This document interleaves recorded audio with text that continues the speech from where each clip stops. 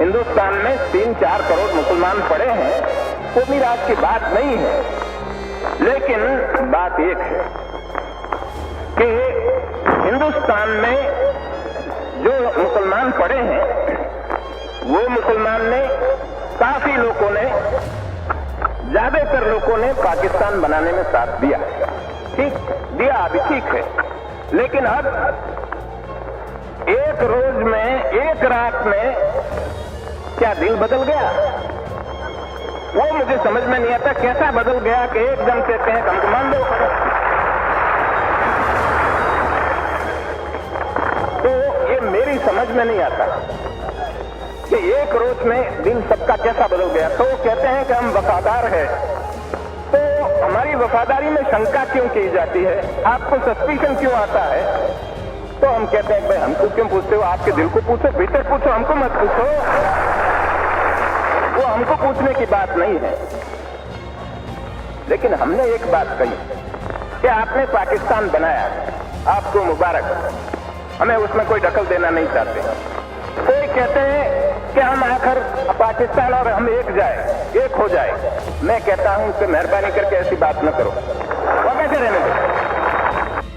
नमस्कार दोस्तों, कैसे हैं आप सब। मैं भारतीय मुसलमानों से एक सवाल पूछना चाहता हूं कि हाल ही में संपन्न अखिल भारतीय मुस्लिम सम्मेलन में उन्होंने कश्मीर मुद्दे पर पाकिस्तान की आक्रामकता की निंदा क्यों नहीं की? ऐसा ना करना लोगों के मन में संदेह पैदा करता है। अब ये आपको तय करना है कि या तो आपको एक ही नाव में एक साथ तैरना होगा या एक साथ डूबना होगा। आप दो घोड़ों की सवारी नहीं कर सकते। जो लोग पाकिस्तान जाना चाहते हैं उन्हें चले जाना चाहिए और वहां जाकर शांति से रहना चाहिए, लेकिन यहाँ के लोगों को भी शांति से रहना चाहिए और प्रगति के काम में अपना योगदान देना चाहिए। ये बात सरदार वल्लभ भाई पटेल ने 6 जनवरी 1948 को लखनऊ में दिए गए अपने एक भाषण में कही थी और मेरे हिसाब से उन्होंने ये बात बिल्कुल सही कही थी। आप भारत में रहकर दोगलापन नहीं कर सकते। अगर आपको पाकिस्तान से प्रेम है तो वहां चले जाइए, लेकिन भारत में रहकर अशांति मत फैलाइए। महात्मा गांधी जी के पोते राजमोहन गांधी ने अपनी बुक पटेल अ लाइफ में लिखा है कि लखनऊ एक ऐसा शहर था जहां कई लोग ऐसे थे जिन्होंने पाकिस्तान के निर्माण की वकालत की थी। शहर में वैसे मुसलमान भी थे जो कोई फैसला नहीं ले सके थे और कट्टर हिंदुओं के घर भी थे। सरदार पटेल ने यहाँ सबसे पहले समूह को, यानी जिन लोगों ने पाकिस्तान के निर्माण की वकालत की थी, उनको व्यंग्यात्मक तरीके से, व्यंग्यात्मक ढंग से दूसरे समूह को, यानी वो मुसलमान जो दोनों नाव की सवारी करना चाहते थे, यानी रहना भारत में चाहते थे और प्रेम पाकिस्तान टाइप वालों को कठोर शब्दों में, और तीसरा शब्द यानी कट्टर हिंदुओं को स्पष्ट रूप से समझाया था। जैसा कि मैंने शुरुआत में बताया था कि सरदार पटेल ने बड़े साफ शब्दों में कहा था जिनको पाकिस्तान से प्रेम है वो शांति से वहां चले जाएं और भारत में रहने वाले लोग भी शांति से रहें और विकास में अपना सहयोग दें। नवंबर 1946 के चौथे सप्ताह में कांग्रेस का वार्षिक अधिवेशन मेरठ में हुआ और इस सम्मेलन में सरदार पटेल ने पाकिस्तान की मांग करने वालों से साफ साफ कहा कि तुम जो भी करो शांति और प्रेम से करोगे तो तुम सफल हो जाओगे, लेकिन तलवार का जवाब तलवार से दिया जाएगा। इस बात का जिक्र राजमोहन गांधी ने अपनी बुक पटेल अ लाइफ में भी किया है। जब सरदार पटेल ने यह बात कही उससे कुछ समय पहले ही नोआखाली और बिहार में हिंसा की वारदात हुई थी। हिंसा को हुए 1 महीना भी नहीं हुआ था और सरदार पटेल ने अपने भाषण में ऐसे कठोर शब्दों का प्रयोग किया जो कि नेहरू को पसंद नहीं आया। चूंकि गांधी जी उस समय नोआखाली में थे, इसलिए नेहरू और आचार्य कृपलानी उनसे मिलने गए। चूंकि उस समय तलवार का जवाब तलवार से देने की बात पर सरदार पटेल का मेरठ में दिया गया भाषण चर्चा में था और इसी बात को लेकर गांधी जी ने 30 दिसंबर 1946 को सरदार पटेल के नाम एक पत्र भेजा नेहरू जी के हाथ, जिसमें गांधी जी ने लिखा था कि आपके विरुद्ध कई शिकायत प्राप्त हुई है। यदि आप तलवार का बदला तलवार से देने वाला न्याय दिखाते हैं और ये बात सत्य है तो ये बेहद हानिकारक है। जाहिर सी बात है गांधी जी ने ऐसा नेहरू जी की शिकायत सुनकर ही लिखा होगा। गांधी जी का ये पत्र पढ़कर सरदार पटेल पूरे दिन दुखी रहे। पत्र मिलने के 5 दिन बाद यानी 7 जनवरी को सरदार पटेल ने गांधी जी को एक जवाबी पत्र लिखा और कहा कि सच बोलना मेरी आदत है। मेरे लंबे वाक्य को छोटा करके तलवार का जवाब तलवार से देने के संदर्भ को गलत तरीके से पेश किया गया है। हालांकि कई बार ऐसा हुआ जब सरदार पटेल ने मुसलमानों की वफादारी पर सवाल उठाए। 5 जनवरी 1948 को कलकत्ता में अपने भाषण में उन्होंने कहा, मुसलमान कहते हैं कि उनकी निष्ठा पर सवाल क्यों उठाया जाता है। मैं कहता हूं कि ये सवाल आप अपनी अंतरात्मा से क्यों नहीं पूछते। सरदार पटेल के इस भाषण का जिक्र प्रकाशन विभाग द्वारा प्रकाशित बुक भारत की एकता का निर्माण में भी किया गया है। 1978 में संसद में कांग्रेस विधानमंडल के उपनेता रहे रफीक जकारिया ने अपनी किताब सरदार पटेल और भारतीय मुसलमान में लिखा है कि देश के विभाजन के दौरान हिंदू शरणार्थियों की हालत देखकर सरदार पटेल के मन में हिंदू समर्थक रवैया भले ही देखा जा सकता है, लेकिन उनमें भारतीय मुसलमानों के साथ अन्याय करने की कोई प्रवृत्ति देखी नहीं जा सकती। सरदार पटेल के भाषणों को लेकर सरदार पटेल और नेहरू के बीच अक्सर मतभेद रहते थे। नेहरू खेमे का मानना था कि सांप्रदायिक सद्भावना के मामले में सरदार पटेल मुसलमानों के प्रति उदार नहीं थे।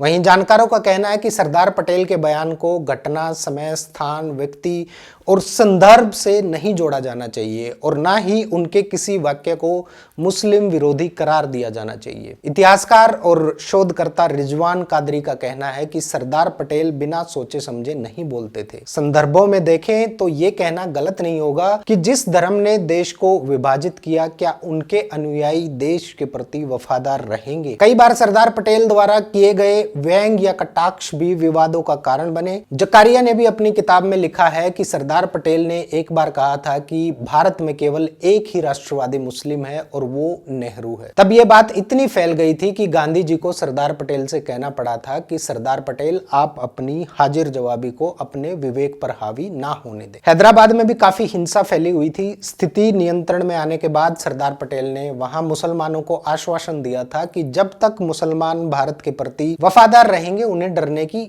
जरूरत नहीं है, डरने की कोई बात नहीं है। सुप्रीम कोर्ट के वरिष्ठ वकील और जाने माने स्तंभकार रहे एजी नूरानी ने लिखा है कि हैदराबाद में सेना के इस्तेमाल की कोई जरूरत नहीं थी। उन्होंने अपनी book the destruction of Hyderabad में सरदार पटेल को हिंसा का दोषी ठहराते हुए और सुंदरलाल कमेटी की रिपोर्ट का हवाला देते हुए कहा है कि सरदार पटेल के फैसले के कारण हैदराबाद में मुसलमान मारे गए थे। नूरानी ने आगे लिखा था कि कन्हैया मुंशी कांग्रेस पार्टी में राष्ट्रीय स्वयंसेवक संघ के एजेंट थे। आपकी जानकारी के लिए बता दूं कि सरदार ने मुंशी को हैदराबाद में भारत सरकार का प्रतिनिधि बनाकर भेजा था और मुंशी सरदार पटेल के खास माने जाते थे। सरदार पटेल उस समय हैदराबाद को भारत का कैंसर मानते थे क्योंकि निजाम हैदराबाद को आजाद रखना चाहते थे। सरदार पटेल ने ऑपरेशन पोलो के तहत हैदराबाद में सैन्य अभियान चलाया जिसका नेहरू और रजा जी ने विरोध किया, लेकिन सरदार पटेल अड़े रहे। रफीक जकारिया की माने तो सरदार पटेल 7 अक्टूबर 1950 को हैदराबाद गए, जहां उन्हें बताया गया कि लायक अली पुलिस से बचते हुए विमान से पाकिस्तान जा चुका है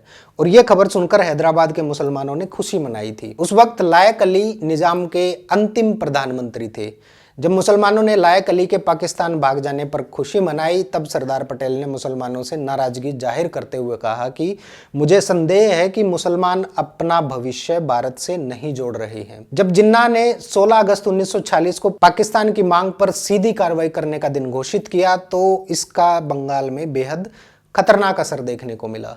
बंगाल सरकार के प्रमुख एच.एस. सुहरावर्दी ने 16 अगस्त को छुट्टी की घोषणा की थी। उस दिन हत्या, बलात्कार और लूटपाट की होली खेली गई थी, जिसमें पुलिस ने भी दूर खड़े होकर तमाशा देखा था। राजमोहन गांधी के अनुसार पहले 2 दिनों तक हिंदुओं को पीटा गया, लेकिन फिर जवाबी हमला किया गया और 5 दिनों तक चले इस जानलेवा खेल में 5000 से ज्यादा लोगों की जान चली गई और करीब 15000 लोग घायल हो गए। हिंसा के बाद सरदार पटेल ने 21 अगस्त 1946 को चक्रवर्ती राजगोपालाचारी को एक पत्र लिखकर कहा कि लीग ने सबक सीख लिया है, क्योंकि मैंने सुना है कि हिंसा में हिंदुओं से ज्यादा मुसलमान हताहत हुए हैं। नोआखाली के बाद बिहार में भी हिंसा हुई और तत्कालीन अंतरिम सरकार के मुखिया के रूप में नेहरू ने बंगाल और बिहार की निष्पक्ष जांच के आदेश दिए। इस बीच मुस्लिम लीग के एक सदस्य ने गांधी जी को पत्र लिखा और कहा कि बिहार की जांच में देरी के लिए सरदार पटेल जिम्मेदार हैं।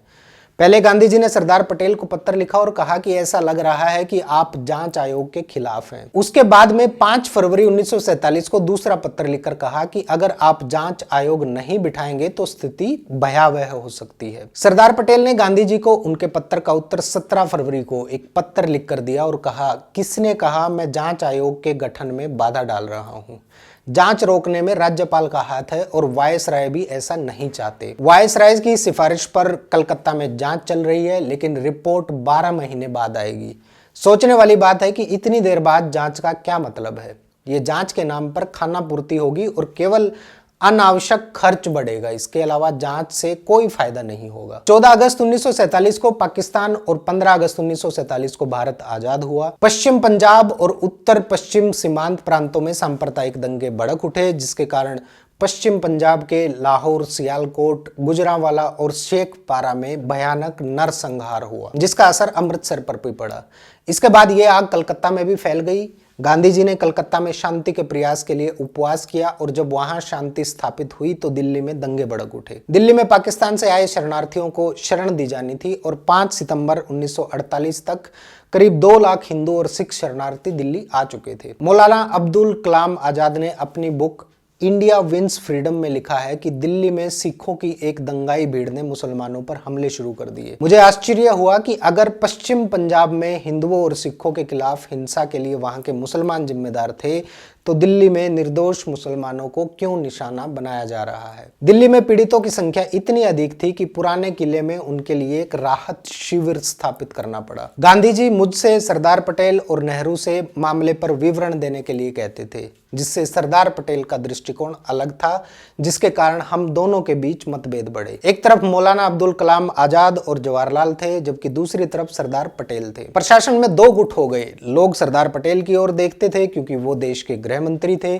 उन्होंने ऐसा काम किया कि बहुसंख्यक गुट उनके खुश हो गए और अल्पसंख्यक गुट मुझसे और जवाहरलाल नेहरू से उम्मीद लगाए बैठे थे। ये सब बातें मौलाना अब्दुल कलाम आजाद ने अपनी इंडिया विंस फ्रीडम नामक बुक में लिखी हुई है। मौलाना ने सरदार पटेल पर आरोप लगाया कि दिल्ली प्रशासन, जो सीधे सरदार पटेल के विभाग के तहत काम करता है, हिंसा पर अंकुश लगाने में विफल रहा। और जब दिल्ली में मुसलमान कुत्ते बिल्लियों की तरह मर रहे थे, तब मैं और जवाहरलाल नेहरू और सरदार पटेल गांधी जी के साथ बैठे थे।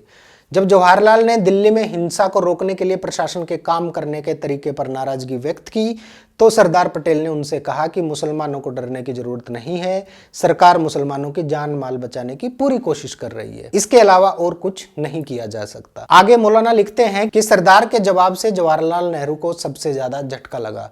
उन्होंने गांधी जी से कहा कि यदि सरदार पटेल के ऐसे विचार हैं तो मुझे उनसे कुछ नहीं कहना है। मौलाना की मानो तो गांधी जी ने यह भी कहा था कि दिल्ली में मुसलमानों का नरसंहार हो रहा है और सरदार पटेल का गृह विभाग इसे नियंत्रित करने में विफल रहा है। 12 जनवरी 1948 को गांधी जी ने हिंसा को रोकने के लिए उपवास का हथियार उठाने का फैसला किया। हालांकि सरदार पटेल ने गांधी जी को उपवास करने से रोकने की बहुत कोशिश की। अब दिल्ली में गांधी जी का अनशन तुड़वाने की कोशिश शुरू हो गई और आखिर में शांति प्रयासों से संतुष्ट होकर गांधी जी ने 18 जनवरी को मौलाना के हाथ से मौसमी का जूस पीकर अपना उपवास इस शर्त पर तोड़ा कि मुसलमानों के नष्ट किए गए धार्मिक स्थलों का पुनर्निर्माण जाएगा। गांधी जी के इस रवैये से न केवल सरदार पटेल नाराज थे, बल्कि राष्ट्रीय स्वयंसेवक संघ और हिंदू महासभा के कार्यकर्ता भी नाराज थे। हालांकि राजमोहन गांधी ने इसके उलट लिखा है। जब गांधी जी ने अपना उपवास तोड़ा तो सरदार पटेल ने उनका आभार व्यक्त करते हुए मुंबई से एक तार भेजा। कई विश्लेषकों का कहना है कि मौलाना ने कई आरोप लगाए, लेकिन सरदार पटेल उन आरोपों के लिए जिम्मेदार नहीं थे, बल्कि उस समय स्थिति ऐसी थी। पाकिस्तान जाने वाले मुस्लिमों को पंजाब से होकर जाना पड़ता था और पंजाब में मुस्लिम विरोधी माहौल चरम पर था। तब पाकिस्तान के तत्कालीन मंत्री गजनफर अली खान ने सरदार पटेल को एक टेलीग्राम भेजा और कहा कि पाकिस्तान आने वाले लोगों को राजपुरा और लुधियाना के बीच पटियाला और बठिंडा के पास उनका नरसंहार किया जा रहा है। 26 अगस्त 1947 को सरदार ने पटियाला के महाराज को टेलीग्राम किया और अल्पसंख्यकों की सुरक्षा के लिए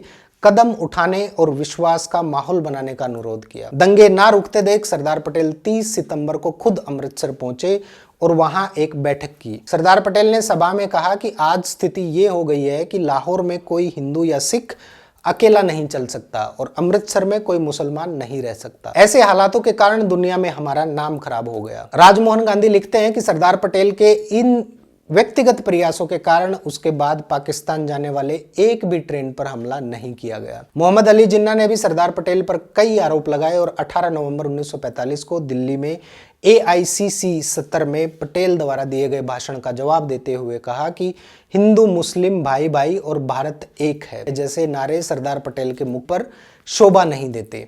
क्या पटेल ने मुंबई में केवल हिंदू स्विमिंग पूल का उद्घाटन नहीं किया था, जिसका कुछ युवकों ने विरोध भी किया था?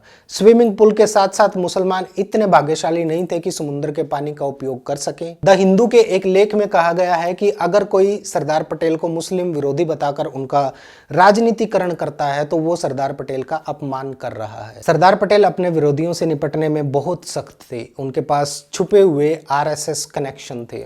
हालांकि इन सभी आरोपों के बीच सरदार पटेल को एक संप्रभु भारत के निर्माण के रूप में जाना जाता है।